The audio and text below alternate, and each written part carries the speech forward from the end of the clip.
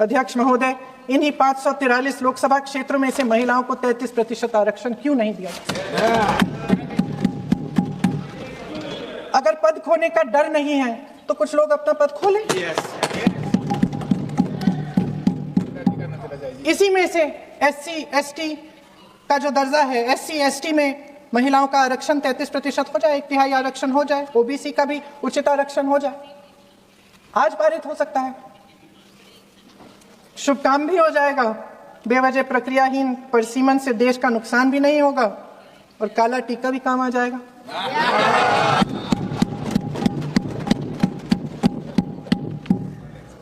सदन की सर्वसहमति से देश के इतिहास में एक महत्वपूर्ण कदम उठाने पर आदरणीय प्रधानमंत्री महोदय जी का नाम भी लोकतंत्र का गौरवमय पन्नों में लिखा जाएगा। अध्यक्ष महोदय, आज मेरी बहुत सारी बहनें यहाँ बैठी हैं, सदन की चर्चा देख रही हैं।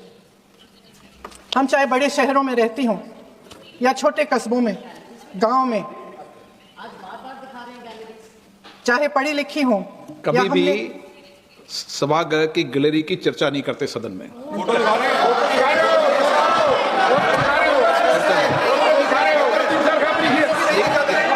एक मिनट महोदय, मैं थोड़ी अभी भी थोड़ी नई हूँ, मैं समझ रहा हूँ। प्रियंका जी, एक मिनट। माननीय सभासदों, सभा की सहमति हो तो सभा की कार्रवाई आज रात को 11 बजे तक बढ़ा दी जाए।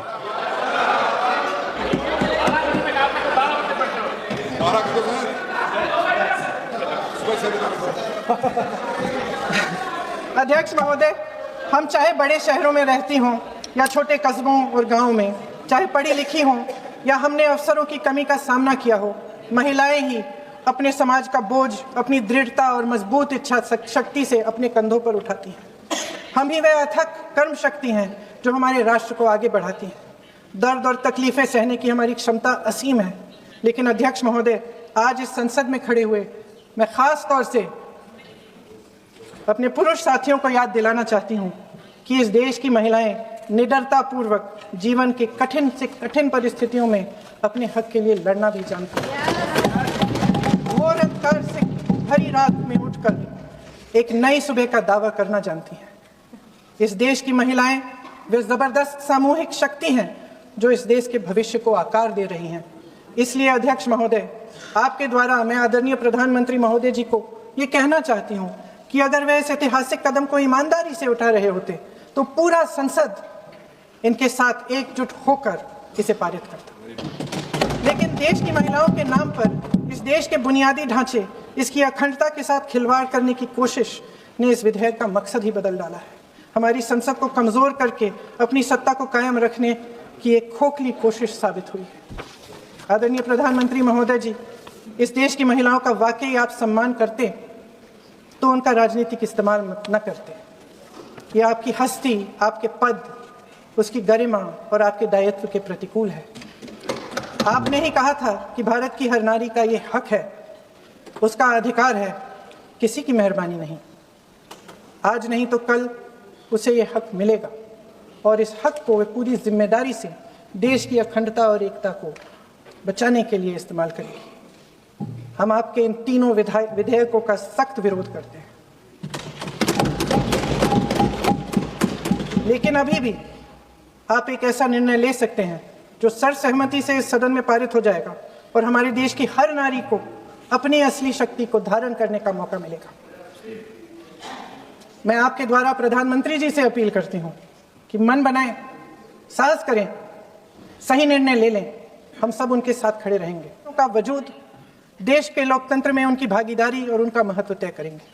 लोकतंत्र को खत्म करने की शुरुआत तो इस सरकार ने चुनाव आयोग, न्यायपालिका, मीडिया और अन्य संस्थाओं पर अपना पूरा दबाव डालकर शुरू कर ही लिया था, मगर अब लोकतंत्र पर खुला वार होने जा रहा है।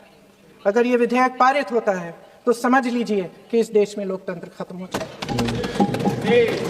अध्यक्ष महोदय, मौजूदा सरकार एक बार फिर इस देश की जनता की आंखों में धूल झोंकने का काम करके देश की अखंडता पर बहुत बड़ा हमला कर रही है। एक तरफ महिला आरक्षण की बड़ी बड़ी बातें, तो दूसरी तरफ गुप्त रूप से ओबीसी वर्ग का हक छीना जा रहा है और कुछ प्रदेशों की ताकत कम करके लोकतंत्र की धज्जियां उड़ाकर अगले चुनाव के लिए अपनी पार्टी की मजबूती का ढांचा बनाया जा रहा है। हंस रहे हैं गृह मंत्री जी, हंस रहे हैं। पूरी योजना बना रखी है, पूरी योजना बना रखी है। चाणक्य आज अगर जिंदा होते तो वो भी चौंक जाते आपकी राजनीतिक कुटिलता में।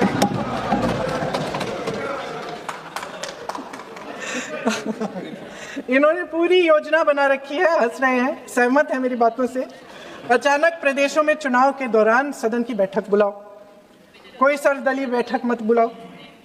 विधेयक का प्रारूप सिर्फ एक दिन पहले सार्वजनिक कर लो ताकि विपक्ष को कोई मौका न मिले कि इस पे चर्चा का ठीक ढंग से हो। मीडिया और पब्लिक में पहले से ही चर्चा शुरू कर लो कि मोदी जी एक बहुत बड़ा कदम उठाने वाले हैं महिलाओं के उत्थान के लिए। ये विपक्षी दल के जो नेता हैं कुछ समझते नहीं हैं, राष्ट्र के हित में कुछ करते नहीं हैं, विरोध करेंगे। बेचारे मोदी जी इतना बड़ा कदम उठाने वाले हैं, सबको इनका साथ देना चाहिए राजनीति से ऊपर उठकर। और ये कर करके विपक्ष को धर्म संकट में डाल दो। एक तरफ महिला आरक्षण और दूसरी तरफ आपको काट पीट करने की, पूरे ढांचे को बदलने की स्वतंत्रता, ओबीसी वर्ग को नकारने की स्वतंत्रता। अध्यक्ष महोदय, राजनीति में कुटिल होना अपनी जगह है, शायद हमें और थोड़ा होना भी चाहिए इस तरफ वालों को, लेकिन सत्ता बनाए रखने की महत्वाकांक्षाओं को परे करके देश के हित के लिए सही निर्णय लेना अलग। शायद हम आदरणीय प्रधानमंत्री महोदय जी से आज ये उम्मीद नहीं रख सकते क्योंकि वह समस्याओं से घिरे हुए हैं, उन पर अंतर्राष्ट्रीय दबाव बहुत है। महिला आरक्षण जैसे ऐतिहासिक कदम को उन्होंने सत्ता को बनाए रखने का एक कमजोर बहाना बना दिया है। जाति जनगणना को नकारते हुए एक ऐसी संसद बनाना चाहते हैं जिसमें सिर्फ अभिव्यक्ति और चर्चा का ही अभाव नहीं होगा, बल्कि पिछड़े वर्गों और प्रदेशों की समानता का भी अभाव होगा। यहाँ मंच पे बैठा एक एक नेता आपके लिए, संविधान के लिए, इस देश के लिए समर्पित है। मेरे भाई, बड़े भाई यहाँ आज आ नहीं पाए क्योंकि उनकी तबीयत खराब है, लेकिन हर रोज वे संविधान के लिए लड़ते हैं, इसके लिए जान देने के लिए तैयार हैं। और इसीलिए ये सरकार राहुल गांधी से डरती है। जब राहुल गांधी संसद में खड़े होते हैं बात करने के लिए, बोलने के लिए, न्याय मांगने के लिए, आपके लिए, तब ये सरकार कुछ भी करती है उस संसद को उस दिन रद्द करने की कोशिश करती है, बंद करने की कोशिश करती है क्योंकि डरती है इनसे। और ये सरकार उनको देखकर कांपती इसलिए है क्योंकि वो सच्चाई की लड़ाई लड़ रहे हैं। इन पे केस डाले हैं, ईडी के केस, तमाम केस, कैसे कैसे, इधर महाराष्ट्र में, कहीं बिहार में, कहीं उत्तर प्रदेश में, हर जगह केस डाले हैं। राहुल गांधी नहीं डरेंगे, न राहुल गांधी जी डरेंगे, न मल्लिकार्जुन खड़गे जी डरेंगे, न इस मंच पे बैठा कोई भी नेता डरेगा, ना मैं डरूंगी, क्योंकि हमारी विचारधारा लड़ने की है, सच्चाई की है, डरने और कांपने की नहीं है। बीजेपी और आरएसएस की तरह कायरों की विचारधारा नहीं है हमारी, ये है हमारी विचारधारा। इसके लिए मर मिटने के लिए तैयार हैं हम, आपके लिए